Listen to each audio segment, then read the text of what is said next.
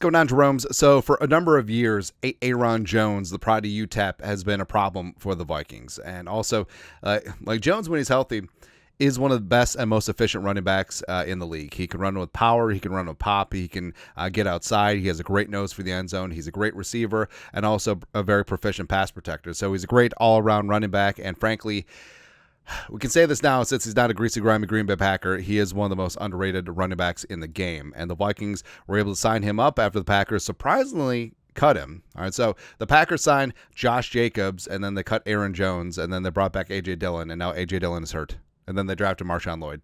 Yeah. But Jones, he's definitely in his bag in terms of wanting to be on the revenge tour, already doing the Skull chant, looking good. Now has a purple sombrero. West Texas town of El Paso. I fell in love with a running back named Jones. That's right, man.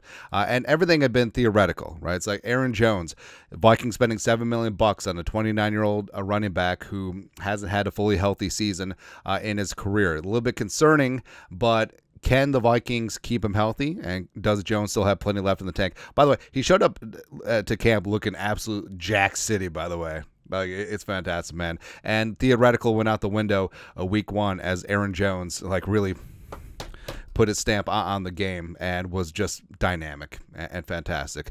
So Jones, week one versus the Giants, played 30 of 51 snaps. And Kevin O'Connell had talked openly about wanting to put him on a pitch count and really just try and keep him fresh later in games and later on in the season, which is very smart. He had 14 carries for 94 yards, 6.7 yards per carry as well. That isn't correct, is it? Hold on. I'm not sure if the math is math in there. 94 divided by 14. Oh, it is 6.7. Genius. One more rushing touchdown than Alexander Madison in 2023. It took a quarter. The Vikings didn't have a running back rushing touchdown until week 8 when Cam Akers punched one in.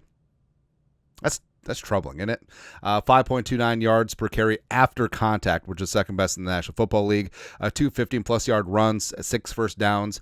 And also, the Vikings are running a lot more man gap this year and still obviously incorporating a lot of zone, but a lot more inside zone versus outside zone. But 9 zone runs, 5 man gap. Also, leaking out of the backfield, 2 catches for 15 yards on 2 targets. And here's what's interesting.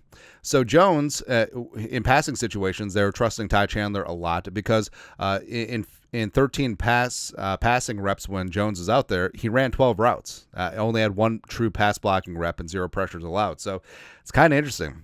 So it's not just little flare-out patterns, too. They do trust Jones as a receiver. And a 90.9 PFF grade, which was first in the NFL with 1 game left to play. Breece Hall or McCaffrey, sit on it. Let our guy Aaron Jones be the king for week 1. Also, what was great too, after he scored his touchdown, did the Lambeau leap. Yeah, the Giants fan on the right in the Lawrence Taylor jersey is very impressed. Yeah, you couldn't find it doesn't even look like he's jumping into any Vikings fans. Also, I want to know, hey, Brandon Powell, please do not tell me that he helped push Jones up into the stands, because we know that Brandon Powell is not good at pushing the tush, right? But Jones was fantastic. And we've said this a bunch since Sunday. It's been a hot second since the Vikings have had an explosive number 33 running back in the backfield. And Jones, even though he is older than Dalvin Cook, I mean, he looked like a 25-year-old Dalvin Cook, 24, 25, and was just really fantastic. But like we said, I mean, Jones, when he's healthy, he can certainly be on one. But I like the way that Kevin O'Connell is approaching things, and they're not going to overwork him, and they're going to try and put him on the pitch count so that he's healthier late in the season, because that's where Aaron Jones thrives. We pointed out that in the last 5 games of his Packers career, including a couple playoff games, he had 5 straight 100-yard games and was ripping off nearly 6 yards a carry. So he can certainly do that damn thing. And I think Sunday was just the opening taste, the amuse-bouche, as it were. And Jones and also Chandler looked really damn good as well, especially receiving out of the backfield. I think that he and Chandler are going to be a really nice 1-2 punch. And you could tell, like, the offensive line was having confidence up front. They were able to run block with aplomb. I think that matriculated over to pass protection as well, as play action was viable. And also, if Sam Darnold actually has a legit running game, that's obviously going to be very good for him, very good for this offense, and everything like that. So Jones went from theoretically good to good, and hopefully knocking down all the wood, Jones can stay healthy this season, because he's got something to prove, man. Like, I can't wait until week 4 at Lambeau. Just like Aaron Jones is going to go for 297. It's going to be glorious. Come on. But your thoughts are thoughts. Aaron Jones, legit in his first game with the Vikings. Let us know your thoughts, our thoughts, comment section below. Subscribe for daily Vikings takes. Want to support the work? Put a little something in the Venmo. But till next time, Skol, production value.